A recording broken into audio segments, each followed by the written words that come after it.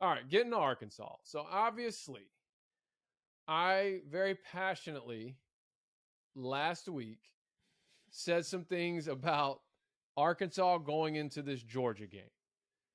Now, before I address those things, I do want to just I want to make sure all the facts, Yes. because the soundbite doesn't tell the whole story, as they say.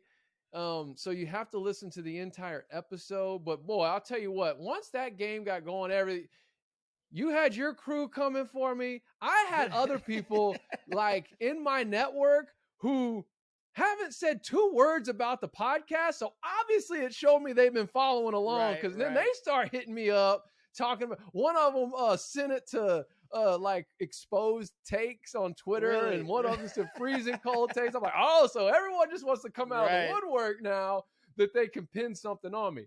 Here's what I want to say though. First off, and this is actually on the soundbite if you listen to it, the first thing I said was, the realist in me objectively does not think Arkansas beats the Georgia Bulldogs. You did say that. I said that. That's true. That's fair. In the same episode that was not a part of that clip, as I've already referenced earlier in this episode, was that I mentioned I believe that Georgia's front seven is the best in the country and could possibly, when it's all said and done, be one of the best in college football history.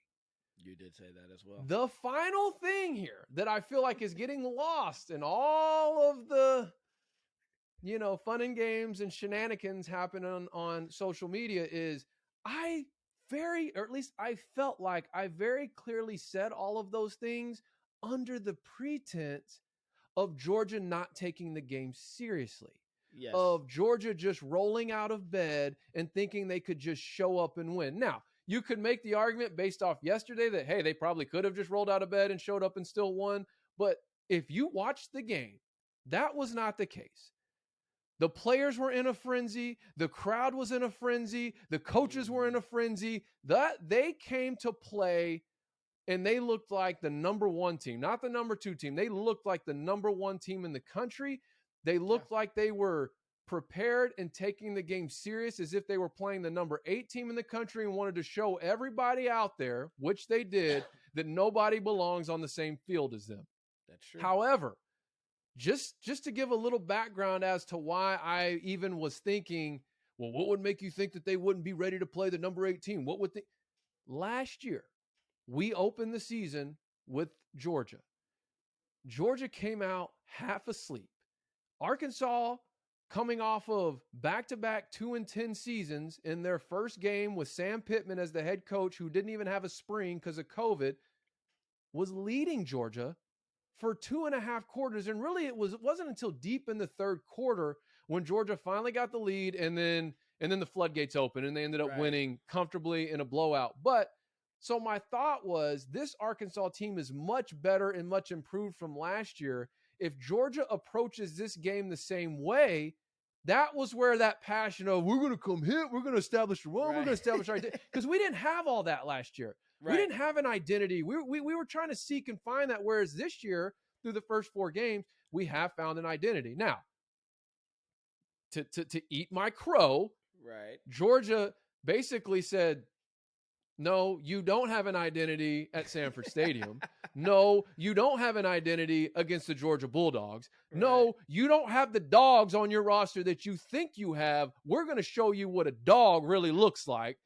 Now, I still will not go back on that statement, because Arkansas does have some dogs. They're just young right now. Yeah. They're young. Not that they'll ever develop and evolve into what Georgia has. I'm not saying that. I'm just saying I did mention that last week about, Arkansas finally has some dogs on the roster. Right. But dude, I'm watching that game, looking at Georgia's running backs and just how they're built, thinking like that guy could go start at defensive end for other SEC teams in the conference right now. Like right now, just looking at them. They got the 50-pound nose tackle. That plays what was it? Beamer said he runs better than anybody on this call. You know, he's like, they got 105 stars. It's so funny because after watching a half of Arkansas, Georgia, I went back and watched that clip of Beamer just sounding off, and I go, it makes total sense right now. Like Right. everything he's saying is spot on. So anyways, I'll eat my crow. I did. I got very passionate about my team. And the last thing, just for any of you listeners or viewers, as you're kind of getting to know myself and Brandon through this podcast, just know, if I ever follow up an objective statement with these words right here, but here's what I'm going to say, just know at that point, I'm in total homer mode. I'm in total emotional mode. You cannot take seriously whatever I'm saying, even though I'm going to sound very passionate and very convicted about what I'm saying. Yeah. But the reality was, I still felt that way, but I just wanted to clarify that, one, I did not think Arkansas was going to beat Georgia.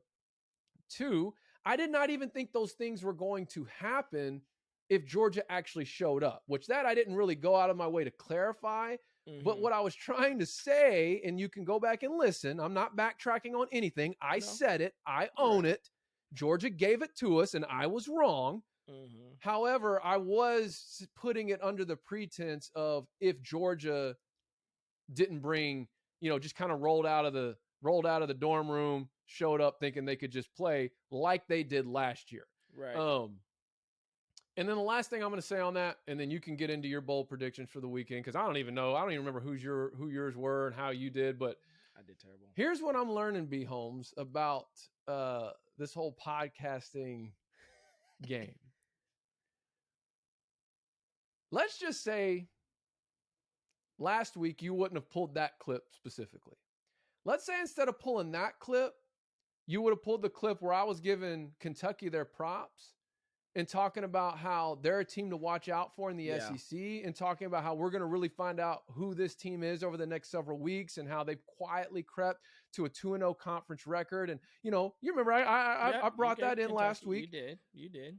If you would have pulled that clip and posted that and put it on everything, and then Kentucky follows it up by upsetting the number 10 ranked Florida Gators, it would have been radio silence. Oh, yeah, we would have got no retweets, no posts. Nothing. But because you got me on wax going, but here's what we're going to do. It was a good I ain't even mad at it, bro. Hey, they're making remix videos of me. I got a couple followers out of it. I was like, hey, it's all fair game for me. It's all influence right now. Exactly. So at this point, I also thought it was funny that then all of a sudden, because of that video on our TikTok that's going viral, it's bringing attention to our other videos. So then I noticed during the game that some people started commenting on that video, which is also on TikTok, Georgia going, fan, yes, and this didn't age well. I was like, nope, sure didn't. So look, I will gladly eat my crow. Okay, here we go. Here's my listeners or social media or whoever. You were right. I was wrong. You're the best. I'm the worst. You're the most good looking. I'm not so attractive. Whatever. That's my Happy Gilmore crow eating speech. I gave it to Iowa State earlier this year, even though I don't feel like I should have had to. But I did, because they got game day. And so there it is for the Arkansas, Georgia. I'm going to close the book on that.